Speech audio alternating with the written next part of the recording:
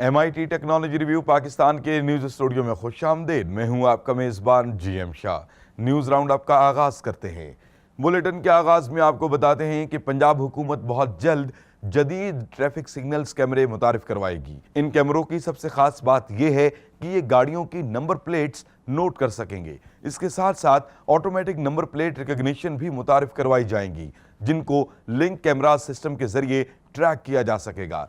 और अब आपको बताते हैं कि मारूफ कंपनी एप्पल ने ऐसा रोबोट तैयार किया है जो 1 घंटे में 200 आईफोन्स रिसाइकिल कर सकता है। इस अमल में ये पुराने आईफोन के एक एक कारामद पुर्जे को अलग करके उसे अलहदा खानों में भेजता है, जिसके बाद इनको दोबारा इस्तेमाल करने के लिए तज्जिया किया जाता है। कंपनी का कहना है कि 1 घंटे में 200 तक आईफोन्स रिसाइकिल करने की सलाहियत गैर रिवायती रिसाइकलिंग यूनिट में मौजूद नहीं। इस रोबोट को डेजी के नाम से मंसूब किया गया है।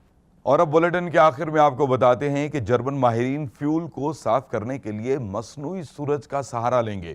ये दुनिया का सबसे बड़ा मसनूई सूरज है, जिसमें 45 फुट लंबे 52 फुट चौड़े लैंप्स लगाए गए हैं और इन लैंप्स की कुल तादाद 140 बताई जा रही है। माहिरीन का कहना है कि इससे निकलने वाली रोशनी जमीन पर पड़ने वाले सूरज की रोशनी की शिद्दत की निस्बत 10,000 गुना ज्यादा तेज है और ये अमल रिवायती तरीके की निस्बत सस्ता और मयारी है। इसके साथ ही MIT टेक्नोलॉजी रिव्यू पाकिस्तान के न्यूज़ स्टूडियो से अपने मेज़बान GM शाह को इजाज़त दीजिए। अल्लाह निगहबान।